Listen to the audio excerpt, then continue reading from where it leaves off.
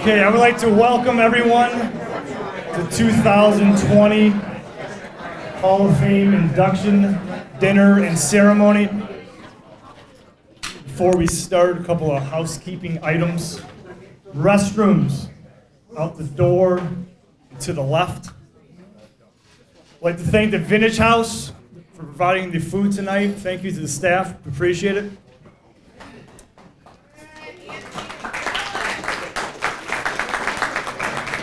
I'd like to thank our National Honor Society students who have volunteered to be here tonight. They'll be coming around replenishing your drinks. If you need anything, see one of our wonderful students. They'll get it for you. I'd like to thank my secretaries, Dana, who's kind of filled in this week and helped today set up. Tina's helped set up and working the table. And my wife, Dawn, who's also collecting the table. Thank you. And lastly, the voice of the Hall of Fame and resident archivist, Mark Valdez, who's put in a lot of time and effort coming up with some research for the bios and putting together the bios for the ceremony at halftime. At this time, I'd like to introduce Mark Blaskowski, Superintendent, Roseville Community Schools.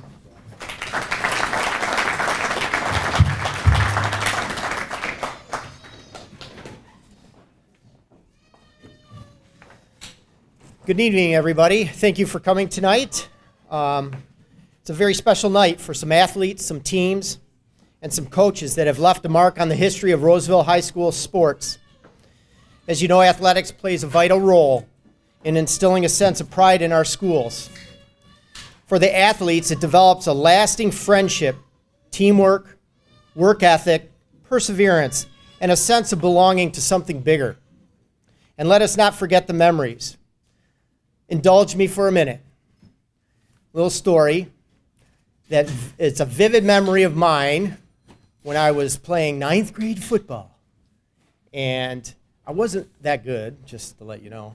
And they come into the huddle and they tell us this play. It's called What He Said For. It was a trick play. And the ball was going to be thrown to me. Like, it never gets thrown to me because we only run in 9th grade. So anyway, they run this play. And I'm telling you, it was like slow motion.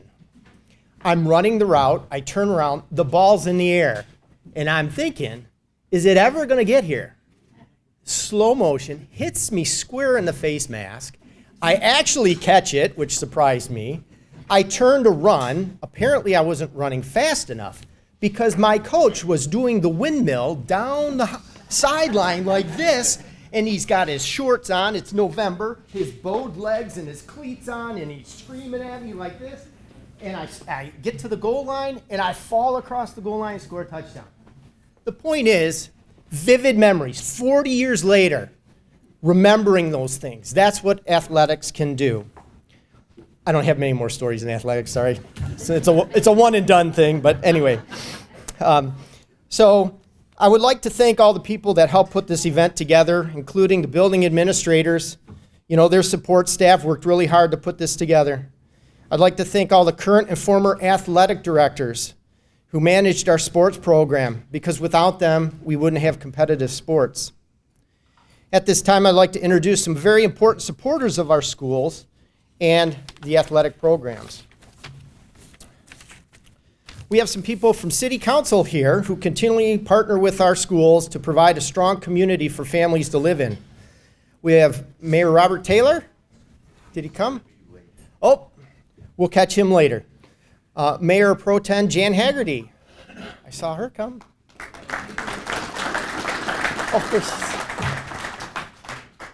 We also have council members Kathy Haw,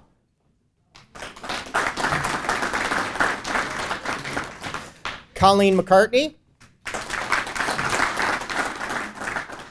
and Steve Watisha.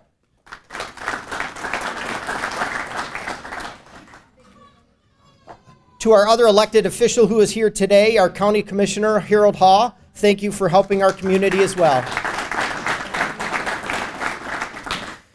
At this time, I'd like to introduce our board president, Teresa Janae, who will introduce our board members.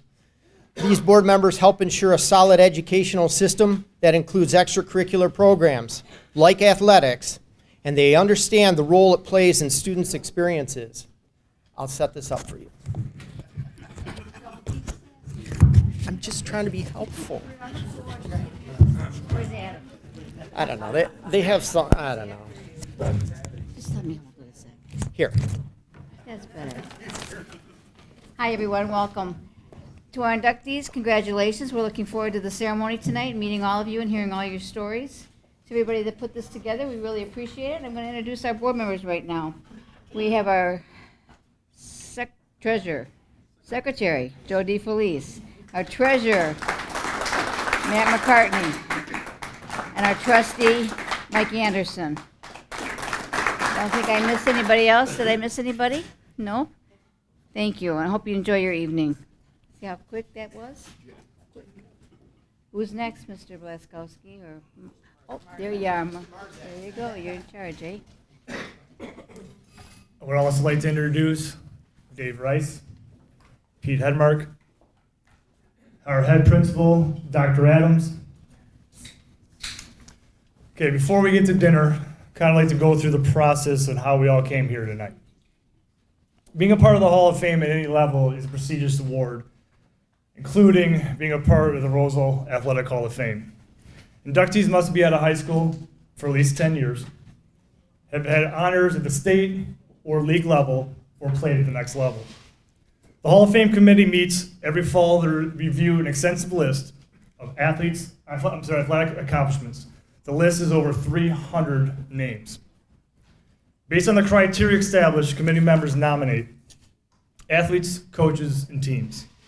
After extensive debate and discussion, takes place to determine who should be brought forth to be inducted. The 5 inductees who were selected tonight were based on that process. This year's committee included Claudio Varblo, Oz Franquist, Dave Rice, Denny Borzi, Chris Lefevre, and myself. This is our 3rd class of the Hall of Fame. The Hall of Fame was created because Roseville wanted to highlight the many amazing athletes that we've had in our past. Tonight is not just about highlighting former athletes, coaches, and teams, but a way to bring alumni, old friends, and schoolmates, and the whole community together. The goal of the athletic department is to continue to grow and establish relationships with those who have represented our school so well. Whether you went to Eastland, Burton, Roseville, Brablec, whether you were a Pirate, a Cougar, a Wildcat, or a Panther, you will always be a part of our Ville. So tonight, we honor our past, we build our future, and we champion as one. Okay, we will go around here. I'll go table to table. I will usher you towards the wonderful buffet provided by the Vintage House. Then after we eat, we will begin the ceremony with the induction into the 2020 Athletic Hall of Fame.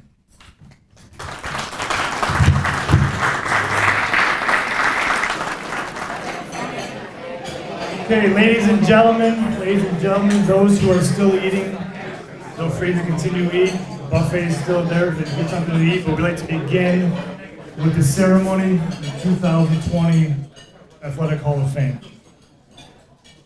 Before we introduce this year's class, I'd like to take a moment to recognize some of our former Hall of Famers who are here with us here tonight. From our first class, 2018, Stan Mazinski.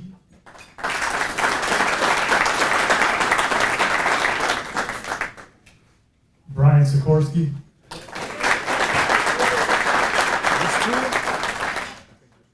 I think that's it, right? Okay.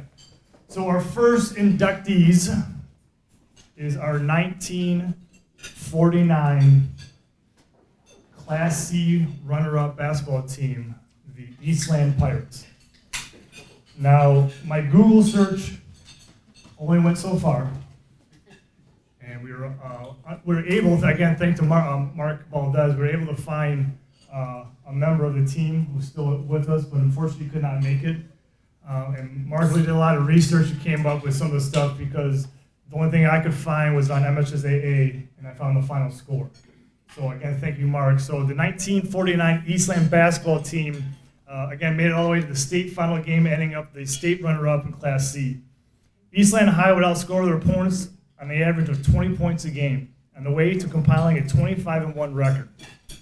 1949 Eastland Pirates would win the Bi-County League and both district and regional championships before falling to Kalamazoo State Augustine in the Michigan High School Class C championship.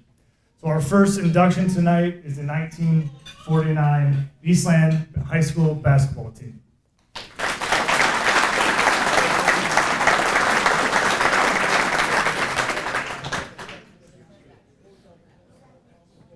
Our next inductee is Ken Fiott, who will be presented by his son, Kent.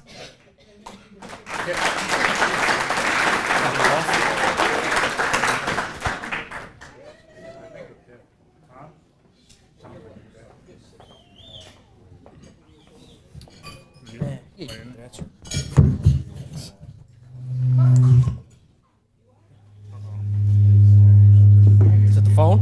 What happened? I can hold it. So when my father first asked me to do the introduction for him here tonight, my first thought was make it as easy as possible for myself and try to get some film of his playing days here at Roseville so we can put it up here. As you can imagine, I had a hell of a time finding a 16 millimeter celluloid Kodak film slideshow projector. So I had to kind of move on a little bit. I mean, when he graduated, I think they were still wearing leather helmets, so you couldn't just throw his name into YouTube, you know. This is no joke. One of the guys I called, he told me that he thinks the last projector that played film that old perished in the Great Fire in 1928. This is without a doubt a special day for my father. It's also a special day for my sister and I of confirmation. So, you know, growing up, we always heard great stories of how good of an athlete he was, you know, mostly from him. But, you know, all the stories we were told, I guess, comes to confirmation here today. So, you know, I remember one time when I was playing basketball for Stevenson High School, we had an away game here at Roseville. And, you know, as a varsity player, as the JV game's going on, you know, you get to watch the first half of the game there. You have your own free time. And I remember I just kind of wandered out into the hallway and, you know, a lot of schools will have like the Wall of Fame or something along those lines for old players. And I couldn't find anything on him, so I was just walking around. And he came over to me and he said, and I, you know, if you know our relationship, I had to give him a hard time about it. I was like, where's all this stuff you're telling me about? And he said, yeah, you wouldn't believe it, when I graduated, they retired my jersey, but somebody broke it and stole it. All right, yeah, sure they did. I got to be honest, I'm still not sure if, you know, if you were able to turn the light switch off and be in bed before it got dark, or steal first and second on the same pitch. But since you've been inducted here today, we'll give it to you. We'll let the legend live on, okay? You know, enough of the funny jokes though and stories of my sister. This is your day, but it is fitting because you know, you always made it about us growing up. And I can remember when I got up for school, you were always going, you know, at school, getting there early, 7:30, and you coached every sport you could imagine: track, football for 30 years, you know, coached basketball for a few years, and those were long days, and you never missed any of my games. As I traveled and played baseball growing up, you know, you were always there for those games, and I know financially that was a burden as well. You never missed any of Courtney's cheerleading, you know, cheerleading competitions, and we both sat through those dreadful dance recitals when she was younger. I mean, those things were brutal, man. But you were always there for that. You know, and you know, I'm talking to her, we both want to say thank you for that, okay? Not only were you such a positive impact in our lives, but through your tenure at Stevenson High School, you know, I was fortunate enough to be able to be a water boy from a young age, grow up, play sports there, and then even after I graduated college, I would still come back to the games. And I don't think I ever came across any of my friends or anybody when I was younger that I talked to that, you know, didn't tell great stories of how you impacted them both academically and athletically. Everyone had glowing things to say. and maybe a few idiots didn't, but whatever, I let it go. So, that's something that you should definitely be proud of. Now let's get to some of the accomplishments. Honestly, I'd like to tell more stories, but I think the list he gave me of his accomplishments to read was like 50 pages long. So I better get started, or man, we might not make halftime. I took out like the points you scored in the JV game against Centerline. Is that all right? Yeah. Jesus. All right. No, but as a football player here at Roseville, all Macomb County, all EML quarterback, Associated Press All-State, Macomb County Player of the Year, and school record holder. And this is pretty impressive. Passing yards, touchdown passes, and rushing yards as a quarterback. So school record holder in all three of those. Back then it really didn't happen that way. There wasn't a lot of running, throwing, and all that stuff. So it's super impressive. As a basketball player, all Macomb County senior year, all suburban, all Metro East, and honorable mention all state, which you must have been shooting well that year because I saw you play when I was younger, and I know you didn't get it from the assists. I'll tell you that much. Track, all league, all Macomb County, and regional honors in long jump and sprint relays. And, you continued your career as coaching at Stevenson High School, 30 years, offensive coordinator, won over 260 games, basically implemented an offense that was, one of the top offenses that people would come to see around the public school in Michigan. Countless number of quarterbacks and receivers and running backs with, record-breaking years. State of Michigan Assistant Coach of the Year twice and Macomb County Coach of the Year. For track, Macomb County Track Coach of the Year multiple times, Conference Coach of the Year multiple times, and Regional Track Coach of the Year as well. So it's an honor to introduce you. Come on up.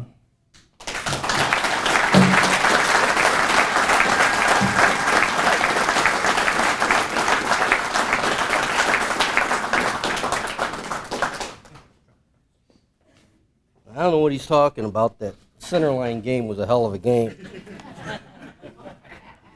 And I did have some assists. Bernie, right? I used to pass you the ball all the time. I guess not. First thing I like to do is thank all the coaches that we all had at Roseville. And a lot of us guys, we still get together. We used to play softball and flag football and basketball over the place. We're down to playing golf a couple times a week now. But we always talk with great respect about all the Roseville coaches, teachers. 2 years ago, I had a great privilege of introducing my nephew, Rich Maloney, to the very first Hall of Fame class. And that was quite an honor. But I got to say that being introduced by my son and joining Richie in his Hall of Fame is even better. And I still don't know how the hell he got in here before I did. Had an 18-year start on him, for crying out loud. One of my earliest memories of Roseville was going to the school trophy case. They had pictures and records of past athletes. Some of the great ones like Dwayne Stoney. Most people probably never heard him, but all of us guys know him. He was probably the greatest basketball player in Roseville. There was another guy named Joe Emery, who was an all-state quarterback from the 50s and was later drafted by the Tigers as a pitcher. And I remember telling my friend, someday I'm going to get my picture on that wall. Didn't think it was going to take me 52 years, but whoa. When I received the phone call from the AD that I had made the Hall of Fame, I immediately started thinking of all the people and the events that influenced my life and got me to this point. And no matter how good you are, no matter how hard you work, you still need a few lucky breaks along the way. And I got my fair share. I had great supportive parents and sisters. My dad was a good athlete, always encouraged me to play all the sports.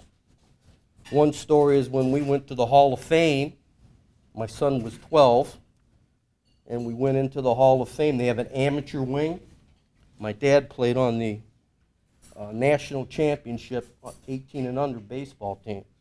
That was pretty cool. Kent saw his grandfather in the Hall of Fame. My mother and grandmother, they both thought I was the best thing around. I couldn't do anything wrong. And both my sisters were supportive of me, even though they knew I was the favorite. They showed their support by tearing up a lot of the articles about me. Bonnie used to scratch out my face in the yearbook. And it's hard to find people that will support you in ways like that.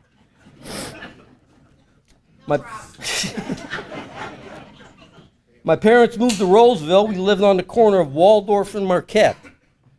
And what an athletic neighborhood that was. I had my great friend, Joe Van Overmeer. He lived a couple houses away. Joe was fast, he was strong, one of the toughest guys I've ever known. He was much stronger and much tougher than I ever was. Billy Werewine lived 3 houses away from me. He was the fastest runner I knew, much faster than me. Eugene O'Neill lived in the middle of the block. Eugene could jump higher, hit the baseball better than I ever could. Jeff Climby lived at the end of the block. He could dribble, play basketball better than I ever had the chance to do it. So as I sat and I thought about this Hall of Fame, I don't know how the hell I got here before them guys. I couldn't even make all Waldorf when I was. So, the 60s, which we grew up in, and as I talked to the AD, there's a lot of guys from the 60s they got to consider, and we were just talking, they better do it pretty quick. The 60s have been described as the best of times and the worst of times. And that was very true for me and a lot of my friends. In the early 60s, it was all about the neighborhood. Sandlot baseball, street football, wiffle ball tournaments. We used to do track and field days. My dad used to work at the Sheridan Cadillac, and he'd bring home autographed baseballs, Mickey Mantle, Roger Maris. I'd say, Billy, I got us a baseball. We'd be out hitting the thing. He brought home a football once from the Lions, the last time they won the championship. Beautiful football, all their signatures and stuff. We're out in the street throwing the damn ball. And I think you should have caught that pass, too. That's great.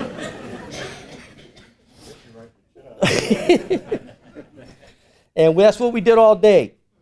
Billy would come over, knock on the bedroom window. I'd get up. We'd go on the playground as long as we got home before the street lights were out. The one time when my dad got a little drunk and he slept in my bedroom and he came in the window, remember that one? Whoa. At 10 years old, we graduated from the Sandlot. We moved on to the Roseville Junior Sports Program. We made many lifelong friends. Some of these guys I still hang out with now. I played for the Tigers and the Apaches. Then came Burton Junior High. That was a crazy place. And finally, we made it to the big house, Roseville High School. Some people have referred to the 60s as a golden age in Roseville athletics. Competing in the EML League, considered one of the top high school leagues in the state. During my years at Roseville, I had the opportunity to meet and play with some of the best athletes in the history of the school. Some are in this room with us.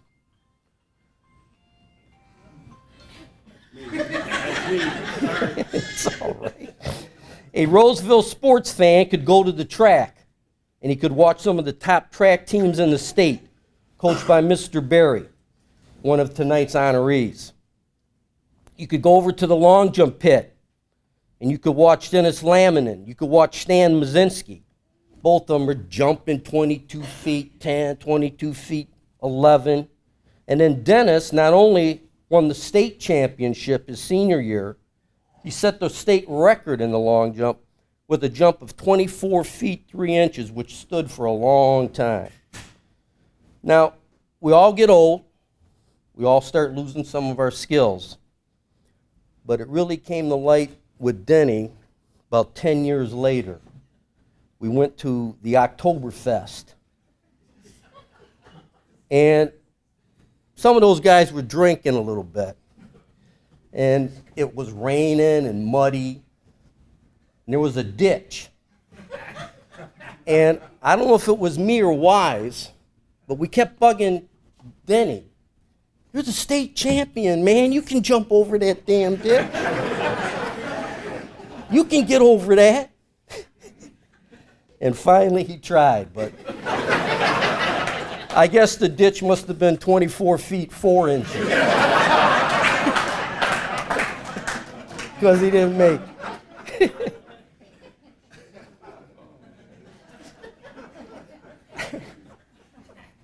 I told you, Terry, I was going to use that one.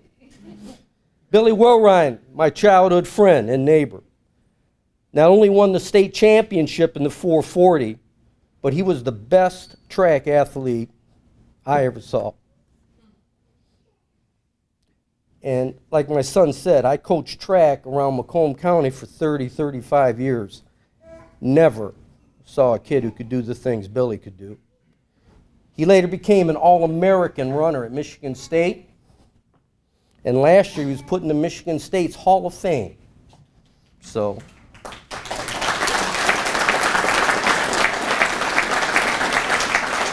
There was one great time when Billy was running the indoor 600 at Cobo Hall. A bunch of us guys went there and he won it. National champion. Now Bill, give it to him again. Now Billy was faster than me and he knew it. He could run longer than me and he knew it. So he would always try and get me in a situation in the wintertime. We'd be throwing snowballs at cars. Now I had a good arm. So I'd be pounding these cars with snowballs. I says, Bill, there's 10 kids, there's 5 kids in that car. What if they come out? He didn't care. And I finally figured it out. He didn't care because they weren't going to catch him. He's like that hunter. You don't have to outrun the bear. You just have to outrun the guy you're with. Pat Wilson was the 80 state champion. And he was also an All-American with Bill at Michigan State. And then there was Ivan Scholl. He was the state cross-country champion. This is all within a 2 or 3 year span. After you got done watching the track meet, you could go on down to the baseball diamond. You could see some great baseball teams, Coach Schwartout and Coach D, put together in the 60s. You could see such great players as Dave Schmigelski, who a lot of people talk about being the best catcher ever at Roseville. Eugene O'Neill, good friend of ours, one of the best athletes I ever saw, and he could play the game. He could run, hit, field, throw. And I had the opportunity to play basketball with guys like Jeff Climby, Eugene O'Neill, Dennis Wise, Nick Niza, Bernie Audie. Bernie, who later went to U of M and played, and he's one of Michigan's greatest fans. I spent 3 years playing football with great teammates like Doug Caldwell, Joe Van Overmeer, Randy Matteo, Pat Ohiser, and a kid called Rich Fonte, who not only played football with me, but he was the state champion in wrestling.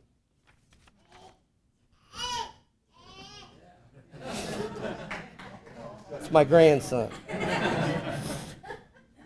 Now, most of my awards and honors were the result of playing team sports, and without the abilities of all these other guys, I couldn't have achieved the success that I did. As my favorite coach, John Wooden, once said, there can be no stardom without the sacrifice of the team. Now, if you talk to Matteo and Caldwell and Van Overmeer, they got a different viewpoint of how the games went when we played. They always want to tell people, yeah, Fiott, he threw a 5-yard pass. I made a great catch, ran 60 yards, broke 8 tackles. The next day, the sports page would say, Fiott leads Roseville to victory. I don't remember it that way. But like my son said, there's no video evidence, so I'm just going to go with it. Coach D, you were at some of them games. You could tell people the truth. After graduation and going to Central Michigan, I played a couple years of football. I graduated from college in '72. I got hired at Stevenson High School. I met another great break. I met 5 guys. We were all good teachers. We were all coaches. We all wanted to do the same thing. And very rare in high school, you're going to have 5 or 6 guys work together for over 30 years, putting together football and track programs that were some of the best in the state. And we had a great time doing it. I'm glad Kent didn't tell you about some of the parties after the games. But of all the lucky breaks and the good fortune that I've had, it pales in comparison to the night when I met my wife. We started our family, and we have 3 wonderful children. Kent, my son, he was a great athlete himself, much smarter than his old man. Courtney, my beautiful daughter, always wanted to grow up and be just like her mom. And Kent's right about going to those dance recitals. I mean, I go to a Kent's baseball tournament, watch some games, but going to a dance recital, Courtney, was like going to 15 baseball games. And then going to a cheerleading dance recital, you're in 3 dances. There's 72 dances that day.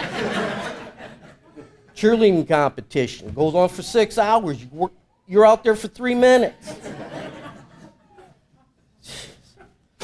And they've both given us a great amount of good times. And they were both smart enough to marry good people. Kent married Laura. Courtney married Michael. I don't want you guys to get confused on that. And we now have 2 wonderful grandchildren. I think they're both here. I got Logan. Yeah. And then I got Sophia. And we had another child, Christy. She was born with some special needs, but she is the angel of our family.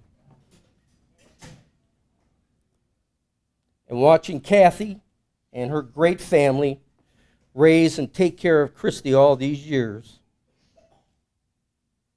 showed me what true beauty and character really is. And even though I'm up here receiving this honor, the real Hall of Famer is her.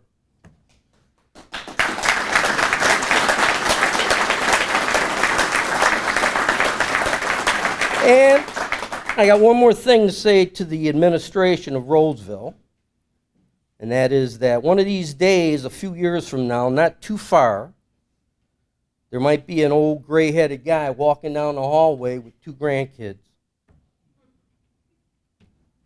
And I'll show him that wall and try and convince him that that's me.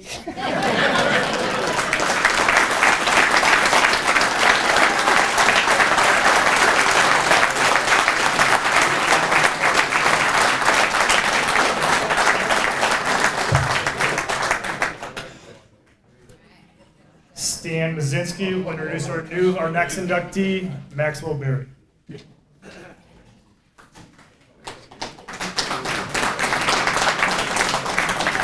Well, Ken's all done, so thanks for being here. Have a good evening. He stole everything I was going to say. Except that centerline game? No. Yeah, not going to go there. Wow, what a great night. I got a phone call a couple weeks ago from Mr. Marzak asking me if I wouldn't mind, mind you, introducing the Hall of Fame award to Mr. Max Berry. Sorry. And after I got done crying, I told him I'd be honored. It's my distinct honor to do this for Max and his family tonight. So the first thing I did is get on the internet, start checking this guy out. Well, didn't have to go very far. Max was my high school track coach. There's a few witnesses to that event here tonight. Mr. Weirwine, Danny Lammerman, Kenny Fiott, several others who were blessed to have Coach Berry. as their track coach. So I looked at the coach's college bio, and the first sentence started like this: a true all-round athlete. And I stopped right there. I thought, I don't need to read anymore. We all know this. So then I started looking at his high school. He didn't go to Roseville. He went to Cooley High School. Cooley High School, Detroiter. He earned varsity letters, 20 varsity letters. I don't know how he got to 20, but he got 20 varsity letters in basketball, baseball, track and field, and football. Now that's pretty all-round athlete in my world. Pretty good. After high school, he went on to college. He didn't run, but he played basketball at Albion College. And was also voted on the basketball team most valuable player at Albion College, as well as co-captain. Now you got to be pretty darn good to do something like that at the college level. Some of these gentlemen here today, and ladies too, can confess to that. In 1991, Coach Berry was inducted into the Albion College Athletic Hall of Fame. So I think we're on the right track here. After he got out of college, did his military duty in the Air Force, and he served in Japan toward the end of World War II. After that, he started into his teaching and coaching career at Ortonville High School. So his first 3 years were at Ortonville. And then we got lucky. Then he came to Roseville. Spent the rest of his career with us. And in the time he was here, he would teach and coach pretty much the same values. And I wrote down a couple: fair play, fairness and duty, integrity, and honest effort. If you didn't give him those three things, you're going to hear something. I can remember one time, I think it might have been my senior year, and I was Coach Berry's assistant, his student assistant in his phys ed class. And there was a guy named Gary Parks who was in the class too. He was an upperclassman. And Gary Parks and I would come in toward the end of the gym class and prep the locker room for the students to come in and get changed and yada yada. Well, Gary and I were in the coach's office, and Coach was outside on the track, and we found a couple of his starting guns. Oh, yeah. So Gary and I were running around the gym. This is at the other school, at the regular, well, not regular, but the other school. I call it regular, yeah. We had the real one. For us, it was real. But we're running around the gym shooting our starting pistols at each other like a bunch of knuckleheads. Well, who's not going to hear that? Two starting guns, one's a 32 caliber, one's a 22 caliber, and we're shooting these things at each other in the gym, running around, playing cops and robbers. It was fun. We had a great time. Coach comes walking into the gym, and guns smoke. And so he calls me, Coach Berry calls me into the office, and he's going to talk to me. He said, what went on in there? And I tried to tell him the biggest possible lie I could think of to get off the hook. And it took about 3 words of my first sentence. And he looked me square in the eyes and he said, Stan, you're talking to Coach here. 10 seconds later, I was wallowing in pain. I was telling him how sorry I was and how wrong it was for me to do that. Of course, he forgave me, told me never to do it again, and guess who never did that again? You don't lie to Coach Berry. You don't lie to him, because he'll catch you. Anyhow, aside from all that, some other wild stories that I got caught at as well, Coach Berry, in his time coaching at Roseville, coached 4 state champions. I'm looking at one right now. Bill Weirwine, Dennis Lammerman over here, some of my teammates at Roseville were state champions. He also was nominated 2 times for a State of Michigan Coach of the Year award. That's pretty good stuff for the whole state of Michigan.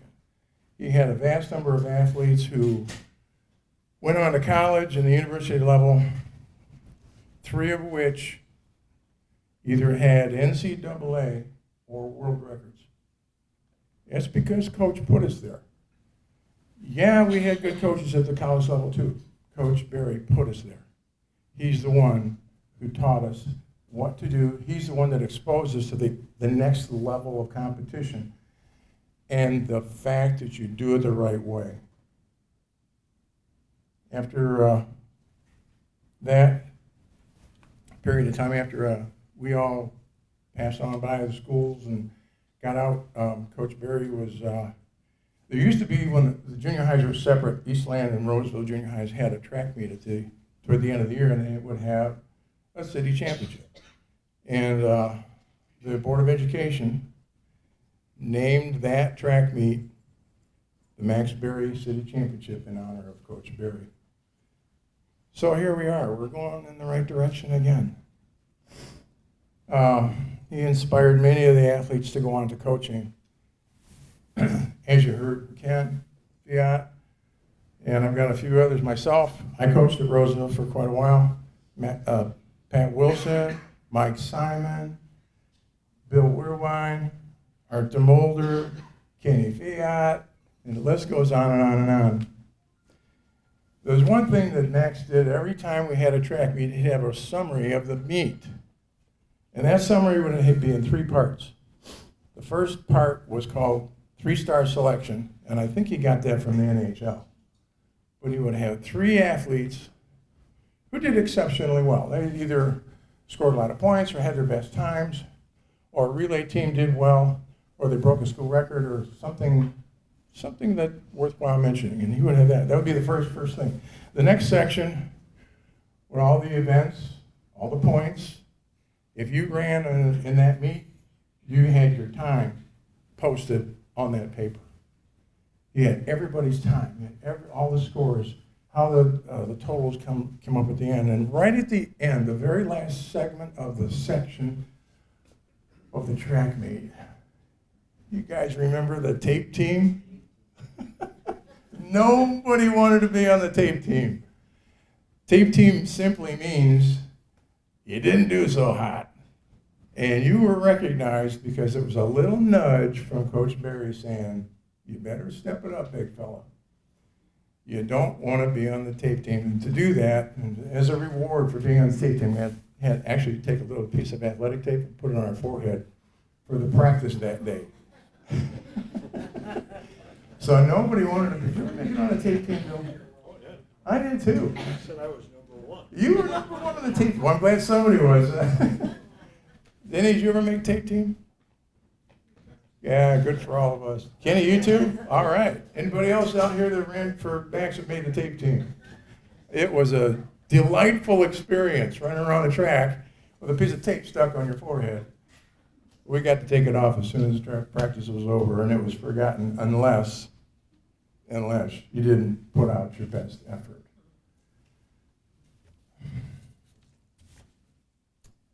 Max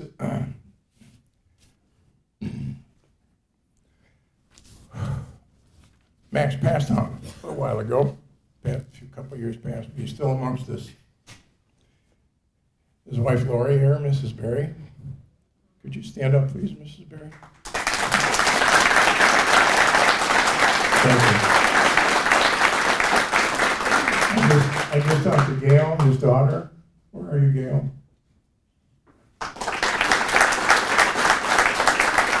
And 2 boys, Steve and Grant, who cannot be here today. They're out of state, and they're doing well, according to Mom. They're doing well. But that wasn't the only family that Max had. Every one of us, part of that family. So, I can't tell you how honored I am to do this. I'd like to also introduce Coach Franquist, Oz Franquist, who wanted to come up and say a few words on Max's behalf. You gonna pass? Okay. Okay, accepting Mrs. Berry, could you come up here, please?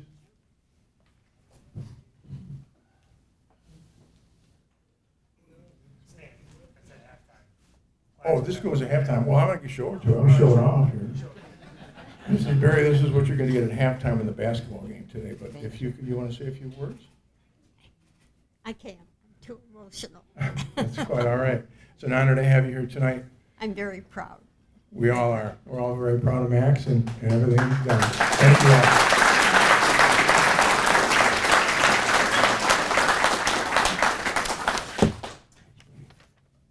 I spent about 2 weeks preparing information so I could utilize that information to introduce Max Berry. Max has been a friend of mine for many, many, many years, way past the years that he was coaching, and I even helped him a little bit at times. And anyway, I had this big, long thing that I was going to speak, and I said, no, I better not, because that's just too much. There's nothing left for me to say. It's all been said, and it was a wonderful job what he did, because he tried to point out what a wonderful man Max was. He was a type of coach that never, ever used bad words. He never told, nasty stories or anything. Just a wonderful man. And I certainly want to thank that wonderful job that was just done. I can't add anything else. Thank you.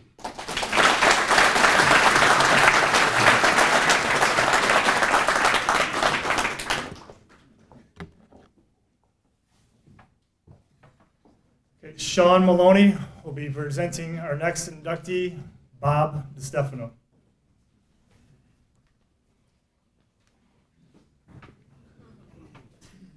Well, I'm here. My brother was going to give this speech tonight, but he had a medical emergency in his family today, so he couldn't be here today. But I'm going to read what he had sent me, and then I added a few little things to this. But so, anyways, he wanted to begin by congratulating all the Hall of Fame inductees, especially our Uncle Kenny, who Rich said was a far better high school athlete than he ever was. And Uncle Kenny will tell you that himself. Bob DeStefano, Mr. D, or just plain D, as his players know him, coached baseball at Roseville High School for 35 years. He served as head coach for 20 years, where he collected over 300 wins, won 3 EML and district championships, and coached 9 all-state players.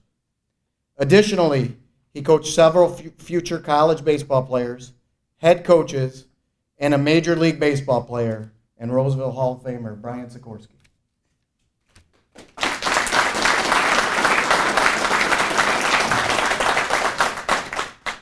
Mr. D is a member of the Michigan High School Baseball Coaches Association Hall of Fame and the Macomb County Athletic Directors Hall of Fame. He's done a great job for everybody in doing that. Mr. D has really breathed into a lot of people. Mr. D was far more than a coach to me.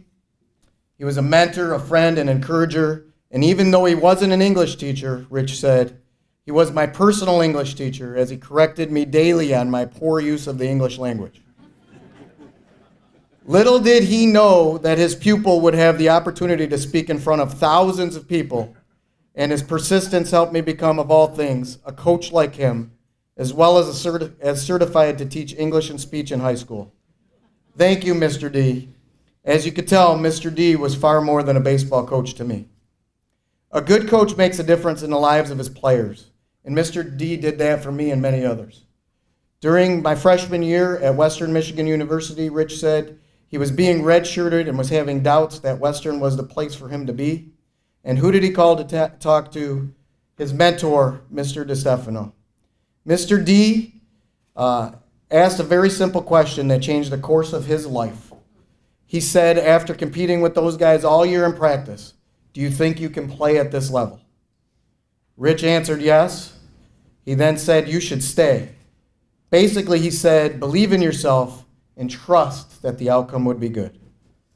Thank you, Mr. D, for encouraging me to stay the course. You influenced and changed my life. With much appreciation, Rich Maloney. I also have a few words to say about Mr. D.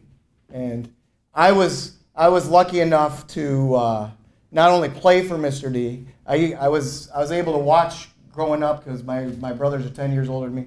I used to watch all of their games, and there's a lot of guys here that I was always there running around and playing and watching those baseball games growing up. And, I wanted to be like Mr. D.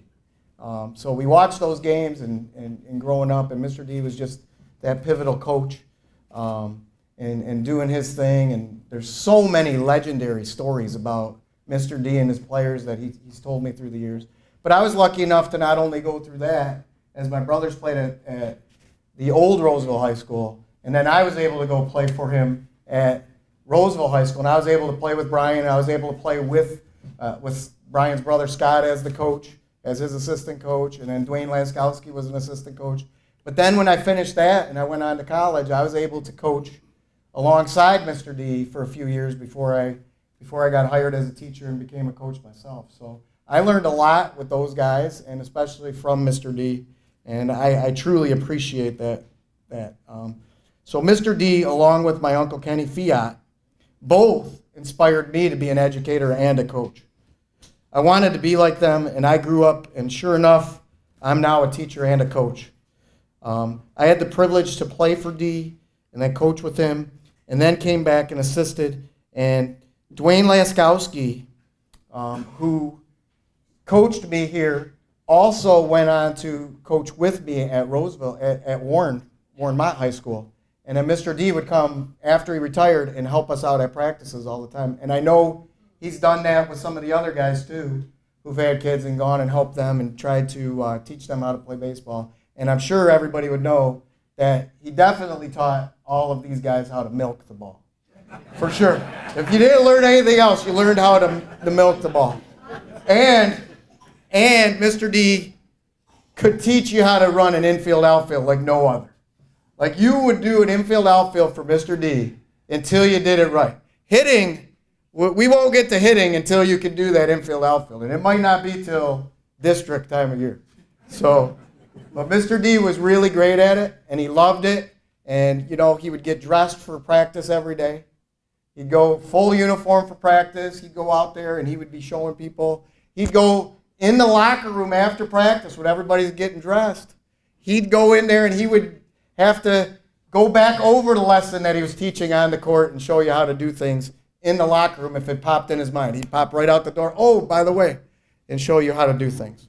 So with that, it is with great pride, and on behalf of all of your former players, I'd like to say thank you for making us better as people, players, and individuals, and welcome Mr. D to the Roseville High School Hall of Fame.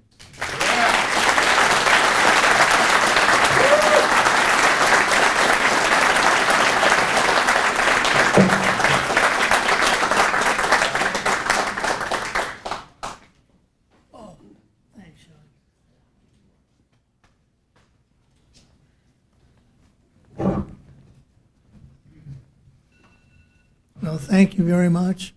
I had a speech prepared, which I'm overwhelmed with gratitude for my players and everyone here. And I just want to, first of all, probably thank the committee for inducting me into the Hall of Fame. And I think of the influence of Keith Marzak. I also enjoyed my coaching. He mentioned Arv Swordop should be here instead of me. He was a superb coach, and if you could not play for Arv, you could not play for anyone. I want to thank you in letting me speak to you these few minutes. I'm overwhelmed with gratitude at the number of former players that are here. I don't know what else to say. Thank you, and have a nice evening.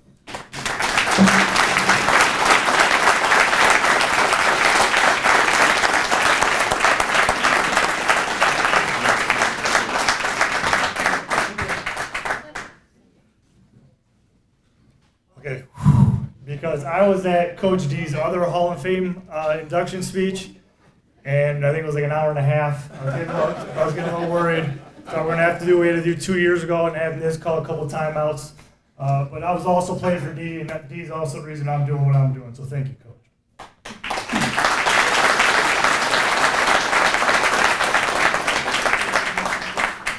Okay, Phil Jackson will introduce our last inductees, our 1997 wrestling team.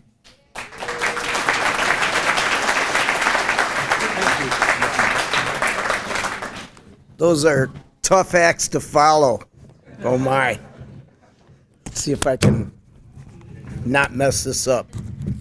Anyway, I'd like to thank the committee for inducting the 96-97 team. And I was looking at the program, and that's quite a list of individuals that's actually on the committee. And I'd like to personally thank you myself. And that's Keith Marzak, Chris LaFave, Dennis Borse, Major Mickens, Dave Rice, Steve Rickaman, John Clement, Claudia Varblow, Oscar Franquist, Morris Wilson, and Robert English. Thank you. Anyway, I'm not quite sure who's here from that team. The ones that are out in the audience, could you stand up? There we go. 1, 2, 3, 4, 5, 6. I see 6, 7. All right. So just for a second, because there isn't a projector, this is that team. All right. And if I could just for a second introduce the ones that are here. I see Jeff Kuval, Andrew Perry, Carl Narantz, Steve Hendershot.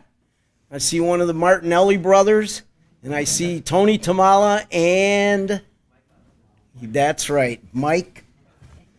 Hold on. Mike Lowinger. So that means the other ones that aren't here that are in that picture is John Winkle, David Nelson, Patrick Wheeler, Jeff Arbaugh, Damon Dansky, Scott Yonke, Nick Holcomb, Casey Scobler, Bill Tavernier, who really isn't with us now. It's sad to say, we all miss him. The other Martinelli brother, Nick Sprigladozzi, John Pilato, Charlie Ireland, Brian Verwee, and Coach Bob Wilson, Dan Tavernier, Brian Mooney, Kyle Williamson, and myself. So anyway, these were some pretty tough kids. Half that team that year were 9th graders, and they were going out beating seniors from other schools. I've seen many a senior leave the mat crying. And these kids they didn't even know that they were wrestling these tough kids from all around the county. And they would just, beat up everybody, and it wasn't a big deal to them. You know, they're not kids now. They're probably 40 years old. So, and most of them had 30-plus wins. And I think that year we took 11 people to state. There was only 13 or 14 weight classes. And we would place 7. And I have to say, I coached here for 4, 5, 6 years. I think 2 years as an assistant. And it just became one big blur. From year to year, we always made the final 8. We always, we had a lot of placers. I bet we had 40, 50 placers over a 6-year period. And this was an exceptional team. They went 26-1. They only lost their last match at the final 8 in the state tournament, where it was a close calls, a couple close matches, and they lost by a point to the eventual state champion, who went through the rest of the tournament and blew everyone out. So it was fun coaching these guys. It was really a pleasure. And I used to love to, this is a horrible thing, I'd make them cut weight all week, And then match time, I'd bump them up a weight. I wouldn't tell them. And and they'd go out and win too. And you know, the thing about it is, a lot of times coaching sports is you're managing personalities. You know, it's big team, 25 kids, half of them don't like each other. So that's just how it was. But I really enjoyed coaching them, and they were one heck of a team. They should have been the state champs that year. But one of the things I would always tell them is, if you could walk off the mat, and sometimes this is true in life too, the field of play or, you know, anything you do, saying that, you know, you got hosed, you let it be too close in the first place. You know, and they would always take it to heart, but I know they also remember that. So let's congratulate the 96, 97.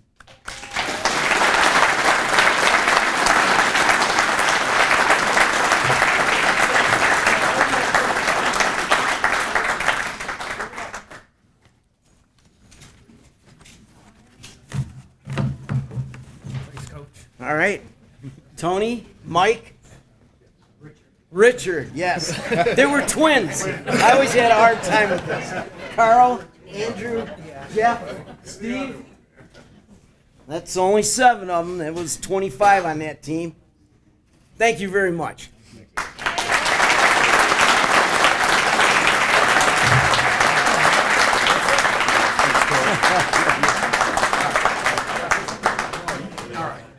You get to speak. You get to talk.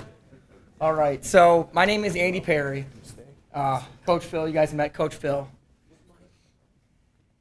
Oh, sorry. Sometimes I don't like hearing my own voice. I have a cold right now.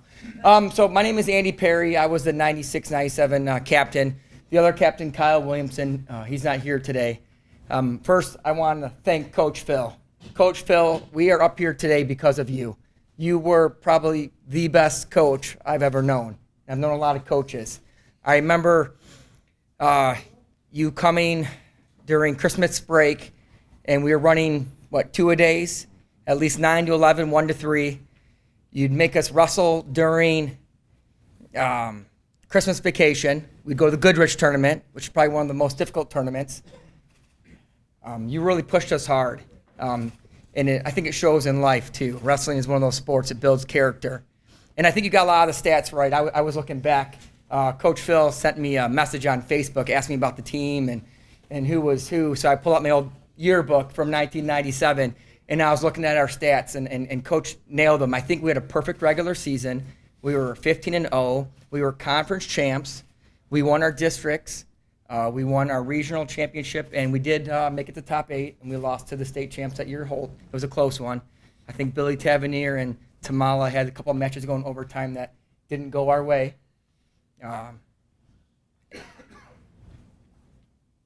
But thank you, Coach Phil, and thank you, committee, for nominating our team.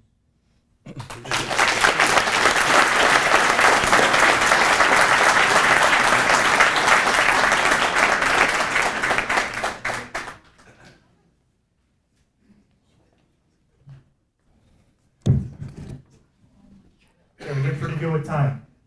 Okay, so the varsity boys basketball game begins at 7, so we have some time. Okay, so you can finish your sodas, finish that last piece of food on your plate, whatever you have. Inductees, with 2 minutes left in the second quarter, I'm going to ask that you meet behind the scores table. We will have a presentation of the plaques that are up front done at the halftime. Okay. Also, inductees, encourage you to go check out our touchscreen TV down there that have been updated with this year's class. There's a picture and a bio. We also have recently up is our state champion wall, which if you take a look down there, there's a whole lot of wrestlers on that state championship wall now. Okay, so I encourage you to check out our new athletic wing. Okay. Also, you guys have reserved seats. So when you guys head down to the gymnasium, the side that is closest to us, it's roped off. That is for the all those who are here for the dinner, the Hall of Fame seating only. So you guys will have some reserved seats on the closest side of the bleachers. Again, thank you for everyone for coming, and one more round of applause for the 2020 Hall of Fame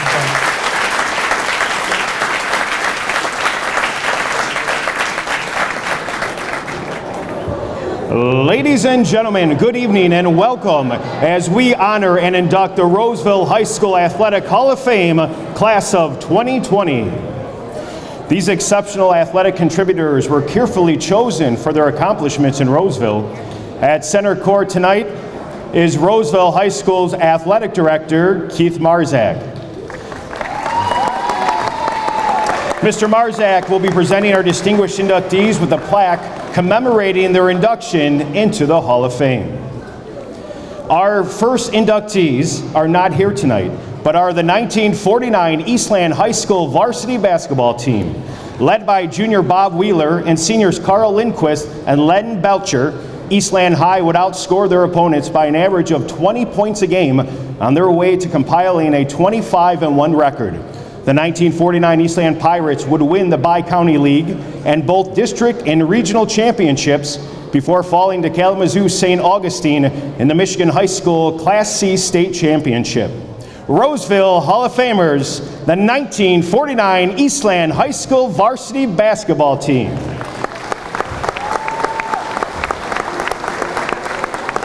Our next inductee is 1968 graduate Ken Fiott. While at Roseville High School, Ken would earn all-state honors in both football and basketball, and regional honors in the track and field events of the long jump and sprint relays. Ken spent 30 years at Stevenson High School, where he served as the head track coach and offensive coordinator for the varsity football team. Roseville Hall of Famer, Ken Fiott.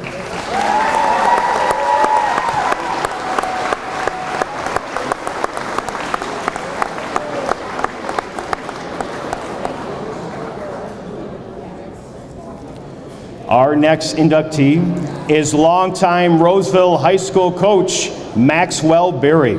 A graduate of Albion College, Max would make his way to Roseville High, where he taught physical education and for 30 years served as the school's track and field coach. During his coaching tenure, Max would mentor 4 different state champions and would twice be nominated as the state of Michigan's High School Coach of the Year. Roseville Hall of Famer Maxwell Berry. Accepting the award for Max is former Brablec High School athletic director Oz Franquist.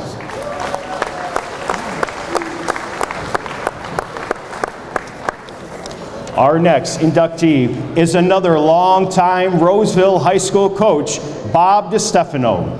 DeStefano taught science and for 35 seasons served as a coach in the baseball program at Roseville High. For 20 years, DeStefano served as that program's head varsity coach, and during that time, collected over 300 wins and 3 Eastern Michigan League and district championships. DeStefano would mentor 9 all-state players during his coaching career, one of which would become a Major League Baseball player. DeStefano is a current member of both the Michigan Coaches and the Macomb County Athletic Directors Hall of Fame. Roseville Hall of Famer, Bob DeStefano.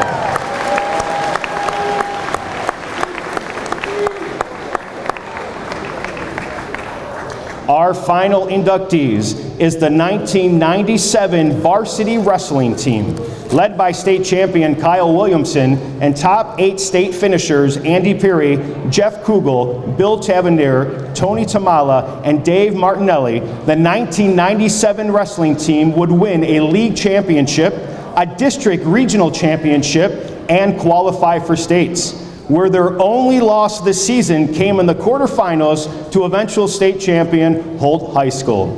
Roseville Hall of Famers, the 1997 varsity wrestling team.